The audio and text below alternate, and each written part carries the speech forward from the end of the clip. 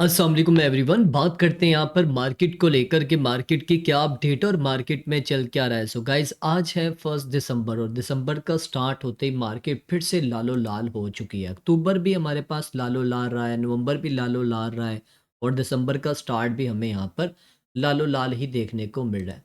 आप देख सकते हैं अक्टूबर में बीटीसी की बात करें तो ऑलमोस्ट तकरीबन इसने जो क्लोजिंग दी थी अक्टूबर की वो 4% माइनस में दी और नवंबर में 17 से 18% माइनस में दी और दिसंबर के स्टार्ट में 5% यहाँ पर माइनस में जा चुका है। बहुत सारे लोग यहाँ पर पैनिक हो चुके हैं, फिर से एक फ़ियर वाला माहौल बन चुका है। आखिरकार दोबारा से हमें डंप क्यों देखने को मिला? जैसा कि आपको पता है कि ये जो दिसंबर था इसमें बहुत सारी चीज़ें जो है हमें पॉजिटिव देखने को मिलनी थी। आज एक तो न्यूज़ भी थी और उसी के साथ-साथ जो है फेड ने जो क्यूटी है वो भी एंड करना है और इसी के साथ-साथ आपको मार्केट में नई लिक्विडिटी भी देखने को मिलनी थी। लेकिन फिर भी मार्केट क्यों डंप कर गई, उसके पीछे मेजर रीज़न क्या है तो वो मैं आपके साथ शेयर करता हूँ। तो आज जो एक न्यूज़ हमें देखने को मिली है जी, चाइना ने सेंट्रल बैंक यानी कि जितने भी हैं वहाँ पर आपको पता है पहले से ही क्रिप्टो वगैरह उसको बैन किया हुआ था। तो उन्होंने अभी फिर से दोबारा से कन्फर्म किया है कि चाइना ने क्रिप्टो पे पूरा बैन कन्फर्म किया है। स्टेबल कॉइन के ऊपर जो एक्स्ट्रा क्रैकडाउन है, वो भी इन्होंने अनाउंस कर दिया और ट्रेडिंग, माइनिंग स्टेबल कॉइन को इन्होंने फिर से इल्लीगल करार दिया है। और ये अंदर खाते की अभी न्यूज़ है और ये चाहते हैं कि इसके ऊपर इन्फोर्समेंट जो है वो ज़्यादा से ज़्यादा हो। जिसकी वजह से अभी ये मार्केट के ऊपर थोड़ा-सा एक फड क्रिएट किया गया और कुछ भी ख़ास नहीं है। और ये जो न्यूज़ है ना कोई ख़ास ऑथेंटिक नहीं है, रूमर्स की तरफ से ये शेयर की जा रही है जिसकी वजह से एक पैनिक वाला माहौल बन रहा है। लेकिन एक न्यूज़ जो है जिसका ज़्यादा इम्पैक्ट पड़ा है वो ये न्यूज़ है। जापान ने भई यहाँ पर दोबारा से अपने रेट बढ़ाने का सिग्नल दे दिया है।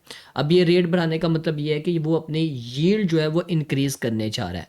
अब जैसे ही जापान अपनी यील्ड इंक्रीज़ करता है, यील्ड से मुराद ये है जो भी आपको पता है बॉन्ड्स वगैरह होते हैं, लोग क्या करते हैं फिर इनकी यील्ड को खरीदते हैं। क्यों खरीदते हैं? वो इसलिए वो चाहते हैं कि रिस्की एसेट में पैसा लगाने के बजाय हम जापान की करेंसी में पैसा लगाते हैं, यील्ड पे पैसा लगाते हैं ताकि हमें एक सेफ यहाँ पर जो है वो प्रॉफ़िट मिल सके। तो जापान का जो आप देख सकते हो यहाँ पर गवर्नमेंट की जो यील्ड है वो यहाँ पर तेज़ी के साथ इंक्रीज़ होती हुई नज़र आ रही है जिसकी वजह से ये भी एक प्रेशर है। तो लोग फिर क्या करते हैं क्रिप्टो से, स्टॉक से, वहाँ से पैसा निकालते हैं, यहाँ से वहाँ से लिक्विडिटी निकलती है और फिर लोग जो है इस यील्ड में इन्वेस्टमेंट कर रहे होते हैं। तो इस वजह से ये जो ग्लोबली एक थोड़ा-सा जो है वो एक फ़ियर वाला माहौल बना है और ये बेसिकली ग्लोबली जो लिक्विडिटी होती है उसको स्टक करने के लिए ऐसा किया जाता है। तो ये भी थोड़ा-सा मार्केट के ऊपर इसने भी इम्पैक्ट डाला है और फिर रही गई कसर जो है वो फिर आपको पता ही कौन निकालते हैं यहाँ पर बायनांस ने भी सेलिंग की, फिर विंटरम्यूट ने भी सेलिंग की, ब्लैक रॉक ने भी सेलिंग की जिसकी वजह से मार्केट के ऊपर अच्छा खासा प्रेशर आया और ऑलमोस्ट तकरीबन जो है वो इन्होंने $3 बिलियन की यहाँ पर सेलिंग की है, $3 बिलियन की। तो ज़ाहिर बात है बीटीसी से अगर 10 बिलियन, $15 बिलियन निकलेगा तो फिर आपको इसी तरह ही करेक्शन करता हुआ नज़र आएगा और $3 ट्रिलियन से भी नीचे मार्केट आ चुकी है और मार्केट के सेंटिमेंट्स की बात करो तो इस टाइम फ़ियर एंड ग्रीड का जो इंडेक्स है, ये अभी 24 के ऊपर है लेकिन ये 7 घंटे पहले की अपडेट है। लेकिन जैसे ये अपडेट होगा ये ऑलमोस्ट तकरीबन ये 15-16 पे फिर आ चुका होगा और देखो यहाँ पर ये एक्सट्रीम फ़ियर में आ चुका है। अब आगे होगा क्या? जबकि मार्केट में बहुत सारी चीज़ें पॉज़िटिव भी होने वाली हैं, लेकिन फिर भी मार्केट में ऐसा क्यों हो रहा है? रीज़न क्या है? तो चलो उसको थोड़ा-सा डिस्कस कर लेते हैं। तो अगर आप इस टाइम देखो ना मार्केट की जो सूरत-ए-हाल है, नो डाउट लालो-लाल हुई पड़ी है। बीटीसी अभी ट्रेड हो रहा है ऑलमोस्ट तकरीबन $86,000 के ऊपर ट्रेड हो रहा है और $85,000 तक आ गया था आज। लेकिन आर्ट्स कोइन ने देखो सिर्फ 10-15% ही करेक्शन की है। हालाँकि बीटीसी 5% करेक्शन की है, बीटीसी ने 5%। तो 5% अगर बीटीसी करेक्शन करे तो आर्ट्स कोइन ऑलमोस्ट तकरीबन 30-40% आराम से कट जाते हैं। देखो ना $91,000 से बीटीसी $85,000 पे है, 5% इसने करेक्शन की है। और ये आपके इर्द-गिर्द जो आर्ट्स कोइन नज़र आ रहे हैं, कुछ ही ऐसे हैं जिन्होंने 10% से ज़्यादा किया, नहीं तो 10% से नीचे-नीचे ही हैं। मोस्टली जो कॉइन्स हैं, उन्होंने यहाँ पर 10% से नीचे ही करेक्शन की है। रीज़न क्या है? क्योंकि बीटीसी की डोमिनेंस भी साथ में यहाँ पर करेक्शन कर रही है। तो इस वजह से आर्ट्स कॉइन के ऊपर इतना ज़्यादा उस लेवल का प्रेशर नहीं है जिस तरह बीटीसी के ऊपर आया।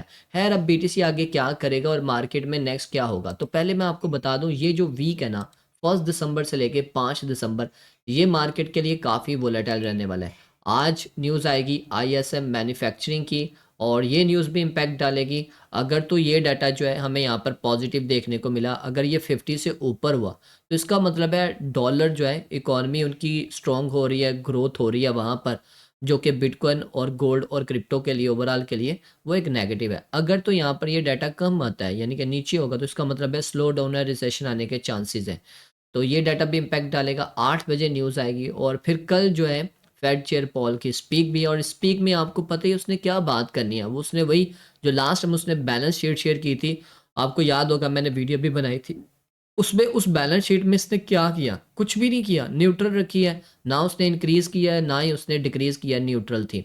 लेकिन इस स्पीक में उसने, आपको पता है क्यूटी 1 दिसंबर से रोक दी जाएगी, जिसको हम बोलते हैं सही तरीके से शायद मैं प्रोनाउंस ना कर पाऊँ, क्वांटिटेटिव टाइटनिंग कहते हैं शायद। तो वो जो है 1 दिसंबर को इन्होंने रोक देनी है। अब उससे होता क्या है? उससे ये होता है कि मार्केट में नई लिक्विडिटी आती है और फिर जो रिस्की एसेट्स होते हैं लोग उसमें जो है वो पैसा लगाते हैं। 3 दिसंबर को आपको non firm employment chain data देखने को मिलेगा। 4 दिसंबर को चैलेंजर जॉब कट्स है, इसका भी इम्पैक्ट पड़ेगा। अनएम्प्लॉयमेंट क्लेम है, ये भी डाटा आपको देखने को मिलेगा। 5 दिसंबर को भी आपको न्यूज़ देखने को मिलेगी। और ये जो 5 दिन है इसमें मार्केट हलचल मचा सकती है, ठीक है? इसके ऊपर आपकी नज़र होनी चाहिए। फिर उसके बाद 2-3 दिन तक तो न्यूज़ नहीं आएगी, लेकिन जो 11 दिसंबर को होने वाला है वो भी बहुत इम्पोर्टेंट इवेंट होगा, यानी कि वो जो न्यूज़ है वो भी इम्पैक्ट डालेगी फेडरल फंड रेट, और इसी के साथ-साथ जो हमें रेट कट देखने को मिलेगा। रेट कट तो कन्फर्म है, 87.6% चांसेस हो चुके हैं कि रेट कट होगा ही होगा, ठीक है? अब आते हैं मार्केट टेक्निकली तौर के ऊपर हमें किस तरह मूव करते हुए नज़र आ रही है, और आर्ट्स कॉइन के ऊपर एक सवालिया निशान बन के रह गया है। क्या होगा आर्ट्स का, वो मैं आपको बता देता हूँ। पहले थोड़ा-सा बीटीसी को यहाँ पर डिस्कस कर लेते हैं। तो बीटीसी अभी ट्रेड हो रहा है $86,100 पे। आज के दिन ही बीटीसी ने बहुत बुरा किया। हालाँकि मैं कल वीडियो बना के आपको बताने ही वाला था कि बीटीसी ने पिछले 3 दिन से करेक्शन किया, अगर ये लेवल ब्रेक कर गया, जो कि लेवल बनता था $90,000 का, तो फिर बीटीसी नीचे आएगा और यहाँ पर एक जो फेयर वैल्यू गैप बनाया हुआ था बीटीसी ने, वो फिल अप कर सकता है। आप देखो यहाँ पर 4 घंटे के टाइम फ्रेम पे ये क्लियर कट एक बड़ा-सा एक फिर वैल्यू गैप भी था और नीचे ऑर्डर ब्लॉक भी था, उसको इसने टेस्ट करना था, और काफ़ी ज़्यादा नीचे की तरफ लिक्विडिटी भी थी। ये देख रहे हो, ये लिक्विडिटी थी, ये सारी लिक्विडिटी बीटीसी ने यहाँ पर ली है, तगड़ी लिक्विडिटी यहाँ से ग्रैब की है। और ना कोई सीएमई गैप तो नहीं बना, यहाँ पर आप देख लो कोई सीएमई गैप तो बना नहीं। अगर ये काम कल हो जाता ना डे टाइम में तो अच्छा था। अगर कल हो जाता तो यहाँ पर एक सीएमई गैप होना था और साथ ही बीटीसी ने उसको फिल अप करके ऊपर की तरफ चला जाना था। लेकिन ऐसा कल नहीं हुआ, ये तो आज के दिन में हुआ, इस वजह से यहाँ पर कोई सीएमई गैप हमें यहाँ पर नहीं देखने को मिल रहा है। अब इस चार्ट के ऊपर मैं थोड़ा-सा आपको डिटेल से एक्सप्लेन कर देता हूँ। तो यहाँ पर आप देखो वन डे टाइम फ्रेम के ऊपर बीटीसी, जैसा कि लास्ट टाइम भी मैंने आपके साथ ये चार्ट शेयर किया था, यहाँ पर आप देखो बीटीसी का हाई है, ये लो है, ये लोअर हाई है, ये लोअर लो है, ये लोअर हाई है। हालाँकि लोअर हाई यहाँ तक एक्सपेक्ट किया जा रहा था पिछली बार, लेकिन ऐसा नहीं हुआ। फिर उसके बाद बीटीसी ने एक बड़ा लो लगाया। उसके बाद फिर यहाँ पर हम एक्सपेक्ट कर रहे थे कि कम से कम ये $96,000 तक तो अपना लोअर हाई लगाएगा, लेकिन ऐसा नहीं किया। बीटीसी ने $93,000 पे अपना लो लगाया, अब फिर से नीचे। अब बीटीसी देखो अगर $83,000 के लेवल को ब्रेक कर गया और मैक्सिमम 80,000 डॉलर के लेवल को ब्रेक कर गया, तो फिर कंफर्म है एक नया लो लगेगा, और जो नया लो लगेगा वो 74,000 डॉलर से लेके ऑलमोस्ट तकरीबन $69,000 तक आ सकता है। यस, $69,000 तक आ सकता है। तो मार्केट का क्या बनेगा? मार्केट का तो फिर आपको भी पता है क्या हाल होगा। बीटीसी अगर गिरेगा, अगर बीटीसी डोमिनेंस 7 में गिर जाएगी तो अच्छा होगा। आर्ट्स का उस लेवल के नहीं गिरेंगे। लेकिन अगर बीटीसी की डोमिनेंस 7 में पंप हुई और बीटीसी डंप हुआ, तो आर्ट्स का उनके ऊपर मज़ीद प्रेशर आएगा। तो आपको इन लेवल्स के ऊपर नज़र रखनी है। तो क्या अभी आपको एग्ज़िट कर जाना चाहिए जबकि बीटीसी ने नीचे गिरना नहीं? ये गलती मत करना। मुझे याद है 2020 में भी ऐसा ही हुआ था, जब मार्केट के ऊपर प्रेशर था तो हर कोई कह रहा था यार क्रिप्टो स्कैम है, इससे निकल जाओ, जो कुछ भी पड़ा हुआ है निकाल लो। तो मार्केट ने मज़ीद हमें यहाँ पर करेक्शन दिखाई थी उन दिनों में, तो लोगों ने कहा था हाँ, देखो हमने बोला था ना। तो जो बचे-बुचे थे लोगों ने उन्होंने भी निकाल लिया, और जैसे ही पैसा मार्केट से निकला उसके बाद मार्केट एकदम से स्पाइक करके अप साइड की तरफ निकल गई। लोगों को चांस ही नहीं मिला, और फिर लोग वहाँ पर डर रहे थे, हर दिन डर रहे थे, यार अभी बाय करूँगा तो शायद मार्केट गिर जाएगी। वो फिर अगले दिन पंप हो गई, फिर अगले दिन लोगों ने सोचा चलो शार्ट करते हैं, फिर मार्केट गिरेगी, फिर वो फिर पंप कर गई। मतलब अलातुल मार्केट जो है वो पंप करती गई, शॉर्ट वालों को लिक्विडेट करती गई, फिर लोग जिनको बाय करने का चांस नहीं मिला था वो भी बैठे रह गए, और बाद में वो अफसरदा फील कर रहे थे कि यार काश कभी हम ना सेल करते, और जिन्होंने उस टाइम होल्डिंग की हुई थी वो लोग बाद में अच्छा प्रॉफिट बना गए। तो ये एक मैसेज था आर्ट्स कॉइन के लिए। तो देखो अभी तक आर्ट्स कॉइन को आ जाना चाहिए था साइकिल कंप्लीट होने 4 साल का तो साइकिल कंप्लीट हो चुका है, लेकिन पिछले जितने भी साइकिल हुए हैं उन साइकिल में अगर आप देखो ना 2017 2021 में, उसमें एक चीज़ बड़ी इंपॉर्टेंट है। 2016 में उस लेवल का पंप नहीं देखने को मिला, 2015 में उस लेवल का पंप नहीं देखने को मिला, 2000 जो हमें 18 है 2019 है उस लेवल का पंप नहीं देखने को मिला। लेकिन इस बार थोड़ा उल्ट हुआ है आर्ट्स कॉइन में। अगर आप देखो 2024 में भी आर्ट्स कॉइन बहुत अच्छे पंप हुए थे, बहुत अच्छा इन्होंने गेन दिया था। मैं आपको दिखाना चाहता हूँ, ये आपको चार्ट नहीं भूलना चाहिए, जब 2024 में भी आर्ट्स कॉइन ने बहुत अच्छा पंप किया था। ये देख रहे हो ये वाला 2023 का और ये 24 का, कहाँ पर था ए आर बी 0.76 सेंट के ऊपर था, और ये $2.50 तक गया था। ये सिर्फ एक कॉइन की बात नहीं कर रहा, किसी भी कॉइन के उठा के देख लो, ऑलमोस्ट तकरीबन सभी ने 2023 के 24 में अच्छा खासा पंप किया था। ये एफ को देख लो, 22 सेंट के ऊपर था और ये $3.50 तक गया था। ठीक है, तो कहीं ना कहीं एक चीज है कि हम एक जो आर्ट्स कॉइन का जो है ना मोमेंटम, वो ऑलरेडी मेरा ख्याल है जो मैं यहाँ पर एक्सपेक्ट कर रहा हूँ, शायद मैं गलत भी हूँ, वो हम लूज कर बैठे हुए हैं 2023-24 में। हो सकता है इस बार साइकिल आर्ट्स कॉइन का पहले आपको देखने को मिल गया हो। अब इसका ये मतलब नहीं है कि अब आर्ट सीजन नहीं आएगा, मैं ये नहीं कह रहा कि आर्ट सीजन बिल्कुल ही खत्म हो गया है। लेकिन जो हम पहले एक देख चुके हैं, ये हो सकता है कि जो हमने पहले देखा हो ये मेन आर्ट सीजन हो, अब आगे आपको मिनी आर्ट सीजन देखने को मिले, जो कि आपको हर बार देखने को मिला। एक मूव जब एक डंप आता है, देखो ना 2024 में जब इसने अपना हाई लगाया था उसके बाद एक डंप आया बड़ा, उसके बाद दोबारा से एक रिकवरी हुई। लेकिन कितनी रिकवरी की ये आपको पता होना चाहिए। देखो ना कितना डंप आया था, ऑलमोस्ट तकरीबन 80% आया था, और 80% अगर आप इसका हाफ निकाल के देख लो कितना बनता है तकरीबन, ये हमारे पास तकरीबन इसने 40 से 50% रिकवरी की थी। ये देख रहे हो 50% ही रिकवरी करवा गया था अपने हाई के बाद।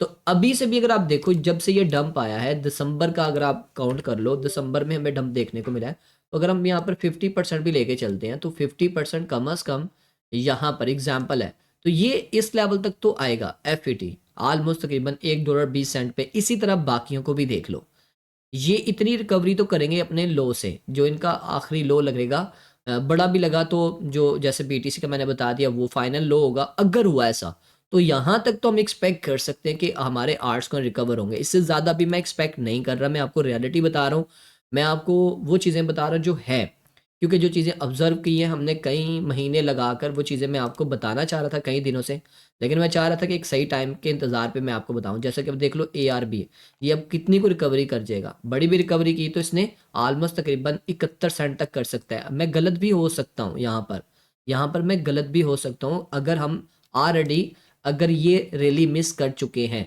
अगर आर्ट्स कन की रैली थी तो ऑलरेडी हमने यहाँ पर हो सकता है ये मिस कर दी हो।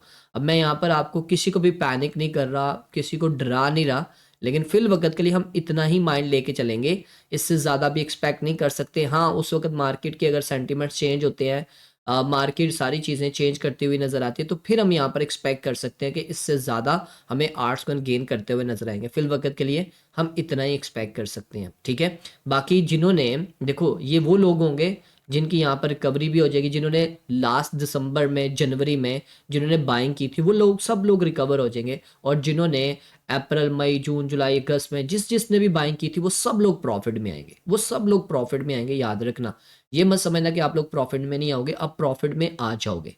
बट अगर आप एक्सपेक्ट करोगे ना एक बहुत बड़ी रैली आएगी, तो आई थिंक मेरा ख्याल है कि हम ऑलरेडी एक रैली मिस कर चुके हुए हैं, ठीक है। तो ये थी गाइस अपडेट, बाकी आप अपना कमेंट में भी राय दे सकते हैं, जो मैंने ऑब्जर्व किया वो मैंने आपको बता दिया है, ठीक है। और इसी के साथ साथ एक और अनाउंसमेंट भी है, अगर आपको स्पॉट एंड फ्यूचर के फ्री सिग्नल्स चाहिए और आप हमारे मेंटोरशिप में आके ट्रेडिंग को सीखना चाहते हैं, तो हमारी क्लासेस स्टार्ट होने जा रही हैं, आप अप्लाई कर सकते हैं। आपको स्क्रीन के ऊपर नंबर नजर आ रहा है, आप कांटेक्ट कर सकते हैं। टेक केयर, अल्लाह हाफिज़।